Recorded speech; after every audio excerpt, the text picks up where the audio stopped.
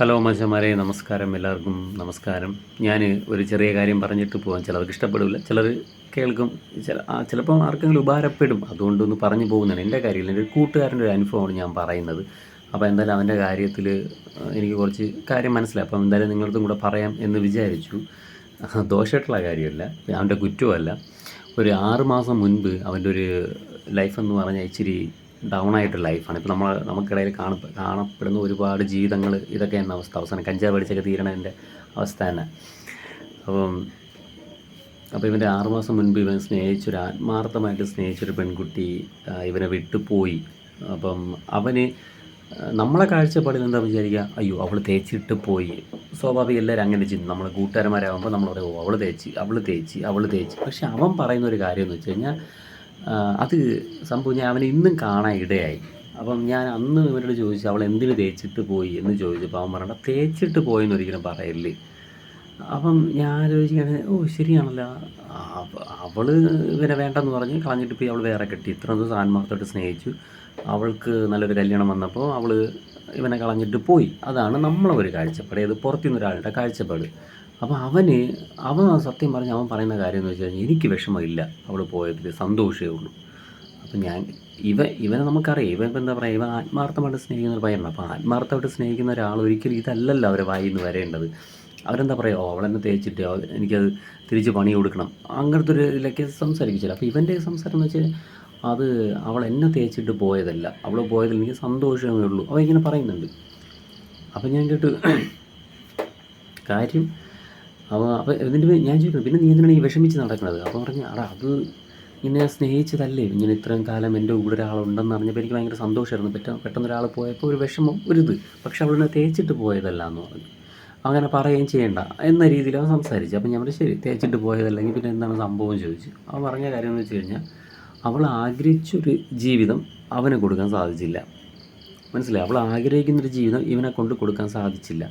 അപ്പോൾ അവൾക്ക് തന്നെ തോന്നി, കല്യാണം കഴിഞ്ഞാൽ ഇതേ അവസ്ഥയാണെങ്കിൽ ജീവിതം രണ്ടും തമ്മിൽ സ്നേഹിച്ചിട്ട് കാര്യമില്ല, ഒന്നേ അഴിച്ച് പിരിച്ച് പിണങ്ങി എവിടെയെങ്കിലുമൊക്കെ പോകുക, അതിനേക്കാളും നല്ലത് രണ്ടുപേരും പിരിയുന്നതല്ലേ എന്ന് അവൾക്കും തോന്നിക്കണം. അങ്ങനെ അവൾ പോയതെന്നാണ് ഇവൻ പറയുന്നത്. എന്ന് വെച്ചാൽ അവൾ ആഗ്രഹിക്കുന്ന ലൈഫ് ചിലപ്പോൾ ഇവനെ കൊണ്ട് കൊടുക്കാൻ സാധിക്കത്തില്ല. അതുകൊണ്ട് പക്ഷേ ഞാൻ മനസ്സിലാക്കിയൊരു കാര്യം എന്ന് വെച്ച് കഴിഞ്ഞാൽ, അവൾ അങ്ങനെ ചിന്തിച്ചെങ്കിലും സ്നേഹിക്കുന്നതിന് മുൻപ് അവൾ ചിന്തിച്ചിട്ടില്ല.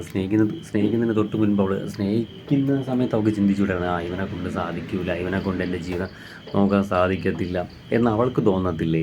അവൾ എന്തുകൊണ്ട് അത് ചിന്തിച്ചില്ല? കല്യാണ സമയമായപ്പോൾ ഇവനെക്കാളും നല്ലൊരു പയ്യനെ കിട്ടിയ സമയത്ത് അവളൊരു എക്സ്ക്യൂസാക്കി ഈ ഒരു വിഷയത്തെ എടുത്തിട്ട് അവൾ അങ്ങ് പോയി. അപ്പോൾ ഇവൻ്റെ കാഴ്ചപ്പാട് ഇവൾ പറയണത്, അവനെ കൊണ്ട് സാധിക്കത്തില്ല അവളെ നോക്കാൻ എന്ന് അവൾക്ക് തോന്നിക്കണം, അതുകൊണ്ട് അവൾ പോയി. പക്ഷേ അവൻ പറയുന്നത്, അവൾ പോയത് ചിലപ്പം നല്ലൊരു ജീവിതം കിട്ടാൻ വേണ്ടിയിട്ടായിരിക്കും. എൻ്റെ കൂടെ നിന്ന് കഴിഞ്ഞാൽ അപ്പോൾ അവൾക്ക് അങ്ങനത്തെ ഒരു ജീവിതം കിട്ടാൻ ചാൻസ് ഇല്ല, അപ്പോൾ അവൾ പോയത് നല്ലതാണ്. ശരി, അത് അവൻ്റെ ഒരു അവൻ ഞാൻ ഇന്നും കണ്ട സമയത്ത് ഞാൻ ചോദിച്ചു, എന്തായി നിൻ്റെ കല്യാണക്കാര്യം? അവൻ പറഞ്ഞു, ഞാൻ കെട്ടുന്നില്ല എന്ന് പറഞ്ഞു. അപ്പോൾ ഞാൻ കേട്ടോ, അതെന്താ നീ കെട്ടാത്തത്? അവൻ പറയും, നമുക്ക് പെണ്ണില്ല എന്ന് പറഞ്ഞു കേരളത്തിൽ, കൂലിപ്പണിക്കാരന് പെണ്ണില്ല.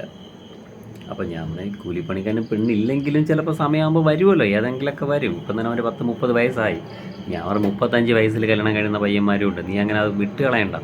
അപ്പം ബ്രോക്കർമാരുടെ അടുത്ത് ചോദിച്ചാൽ ബ്രോക്കർകാരന്മാരാണ് അതിനേക്കാളും കോമഡി എന്ന്. ബ്രോക്കർകാരന്മാർ വരും, അവിടെ പെണ്ണിരിക്കണം, ഇവിടെ പെണ്ണിരിക്കണം, മറ്റിടത്ത് പെണ്ണിരിക്കണം, ഇവിടെ പെണ്ണിരിക്കണം എന്നും പറഞ്ഞ് ഇവരെ 500 രൂപ വാങ്ങിച്ചുകൊണ്ട് പോകും. പിന്നെ പെണ്ണില്ല, ആ പോണ പോക്ക് ചെയ്യുന്നത്. അങ്ങനെ ബ്രോക്കർകാർ 10,000 രൂപ തീർത്ത്. അപ്പോൾ ഇവൻ മടിച്ച്, കാരണം ഇവൻ പറഞ്ഞു, ഞാൻ മടുത്ത്, കാരണം നമുക്ക് പെണ്ണില്ല, പിന്നെ അവന് കെട്ടാനും താല്പര്യമില്ല, മനസ്സ് മടിച്ചു. അപ്പം ഞാൻ പറഞ്ഞു, നീ അങ്ങനെ കെട്ടാതിരിക്കല്ലേ, കെട്ടണം. നമ്മൾ കെട്ടാതിരുന്ന് കഴിഞ്ഞാൽ നമ്മളെ തേച്ചിട്ട് പോയ പെണ്ണ് എന്ത് വിചാരിക്കും? ഓ, അവനിപ്പോഴും എന്നെ ആലോചിച്ചുകൊണ്ട് വേറെ പെണ്ണ് കെട്ടാതെ അങ്ങനെ നടക്കുന്നത് എന്ന് അവൾ ചിന്തിക്കും. അപ്പോൾ അത് അവൾക്കൊരു ഇതാവും, എന്താ പറയുക, അവൾക്ക് അതൊരു അഹങ്കാരമാവും. അവൾക്ക് വേണ്ടിയിട്ട് ഒരു പയ്യൻ കാത്തിരുന്ന് ഇത്രയും കൊല്ലം ഇങ്ങനെ കാത്തിരിക്കുന്നുള്ളെന്ന് പറയുമ്പോൾ അവൾക്കൊരു ഭയങ്കര അഹങ്കാരമാവും, അങ്ങനത്തെ ഒരു അഹങ്കാരം. അപ്പം ഞാൻ പറഞ്ഞു, നീ കെട്ടാതിരിക്കൽ, കെട്ടണം. കെട്ടിയില്ലെങ്കിൽ നിൻ്റെ വില പോയി, പിന്നെ അവളെ മുന്നിൽ കൂടെ നടന്നിട്ട് നിനക്കൊരു വില കാണില്ല. മറ്റേ കെട്ടിക്കൊണ്ട് നടക്കുകയാണെങ്കിൽ നമുക്കൊരു വിലയുണ്ടാവും, മനസ്സിലായില്ലേ? കെട്ടണം. അപ്പോൾ കെട്ടണമെന്ന് എനിക്ക് ആഗ്രഹമുണ്ട്, പക്ഷേ പെണ്ണ് കിട്ടുന്നില്ല, ഞാൻ എന്ത് ചെയ്യാൻ എൻ്റെ അടുത്ത് ചോദിച്ചു.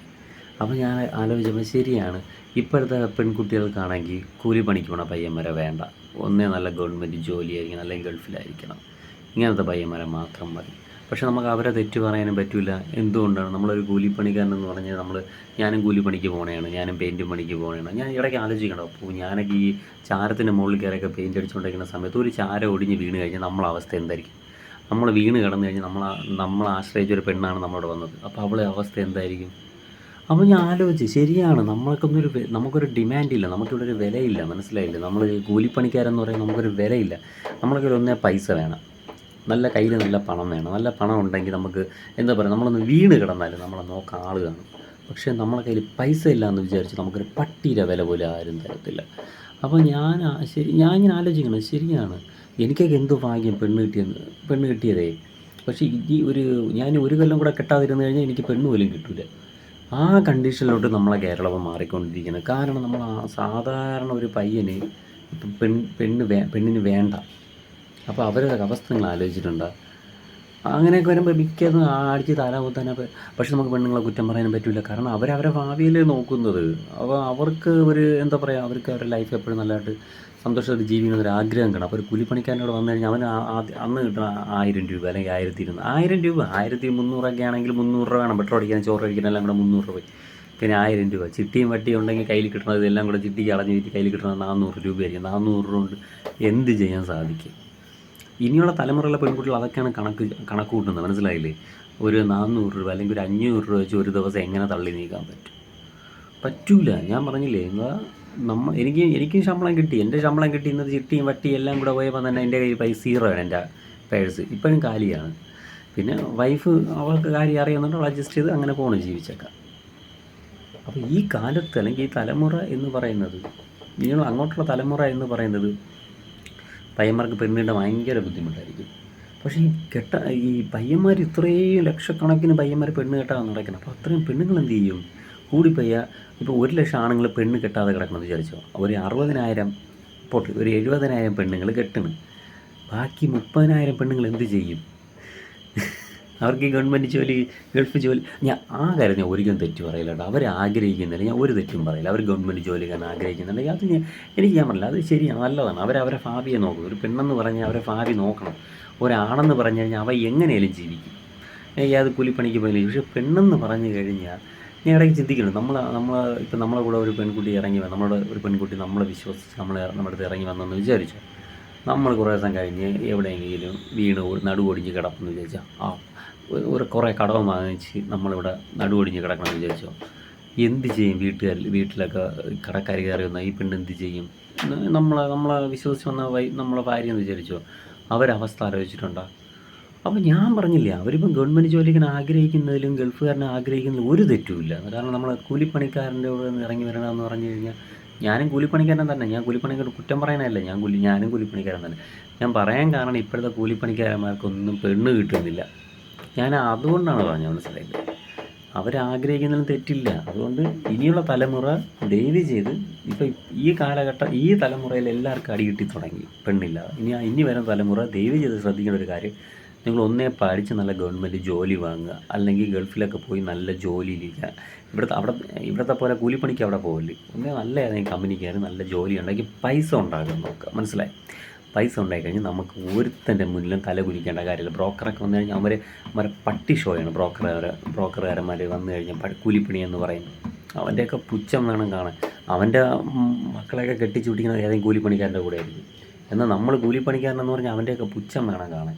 അങ്ങനെയൊക്കെ പറഞ്ഞ ഡയലോഗ് ഇട്ടാൽ അയ്യോ മറ്റേ ദാമോദരൻ്റെ ഇരിക്കണം, അവൻ മറ്റേ പോലീസിലാണ്, അവരുടെ ഇപ്പോൾ കുറേ പെണ്ണുങ്ങൾ വന്ന് കിടക്കണം, അതൊക്കെ ഇത്ര ആണെങ്കിലും കിട്ടും. കൂലിപ്പണിക്കാരൻ്റെ പെണ്ണില്ല ഇമാതിരി ഡയലോഗ് അടിച്ചുകൊണ്ടിരിക്കുന്ന നമ്മുടെ സത്യം പറഞ്ഞാൽ ചെരുപ്പുരി ചൗക്കുറ്റി നോക്കി ഒരെണ്ണം കൊടുക്കണം വീട്ടിൽ വന്നിട്ട്. സത്യം ഗൗളി അടിച്ച് ബ്രോക്കർമാർ കുറേ ഇറങ്ങിയിട്ടുണ്ട്.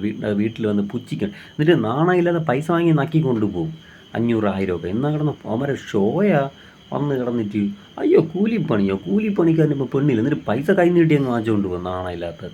അങ്ങനെയൊക്കെ വല്ലതൊക്കെ പറഞ്ഞാൽ ശരിയാവും. ഞാനും കുറേ അനുഭവിച്ചിട്ടുണ്ട് ഇവരെ മുന്നിലെ കിടന്ന് പട്ടി ഷോ ആണ് ഒരു മാറി വന്ന് കിടന്ന്. അവിടെ പെണ്ണ് ഇവിടെ പെണ്ണ് അപ്പം അതുകൊണ്ട് ഞാൻ ഇപ്പോഴത്തെ തലമുറയുടെ അടുത്ത് പറയുകയാണ്, നിങ്ങളതുകൊണ്ട് ഈ കഞ്ചാവിന് വെള്ളമടിച്ചെന്ന് ജീവിതം തുലയ്ക്കാൻ നിൽക്കരുത്. അതുകൊണ്ട് നിങ്ങൾ നല്ലപോലെ പഠിച്ച് നല്ല ഗവൺമെൻറ് ജോലി വാങ്ങിച്ച് നല്ലൊരു പെണ്ണിനെയും കെട്ടി അടിച്ചു പൊളിച്ച് ജീവിക്കുക ലൈഫിൽ. ഓക്കെ, നിങ്ങൾ ഈ കൂലിപ്പണിക്കൊന്ന് ഇറങ്ങി തിരിഞ്ഞ് ജീവിതം ഇല്ലാതാക്കല്ലേ. ഓക്കെ, ഇതെല്ലാവർക്കും ഉപകാരപ്പെടുമെന്ന്, ഇപ്പോഴത്തെ തലമുറയിലുള്ളവർക്കെങ്കിലും ഉപകാരപ്പെടുമെന്ന് ഞാൻ വിശ്വസിക്കുന്നു. അതുകൊണ്ടാണ് ഞാൻ ഇത്രയും പറഞ്ഞത്. ഓക്കെ, പിന്നെ ഞാൻ ഇത്രയും പറഞ്ഞിട്ട് എൻ്റെ ചാനൽ ഇഷ്ടമായെങ്കിൽ നിങ്ങളുടെ ചാനലും കൂടെ സബ്സ്ക്രൈബ് ചെയ്യുക. ഞാൻ വേറെയും കുറേ കച്ചറ വീഡിയോസൊക്കെ ഇടുന്നുണ്ട്. ഓക്കെ.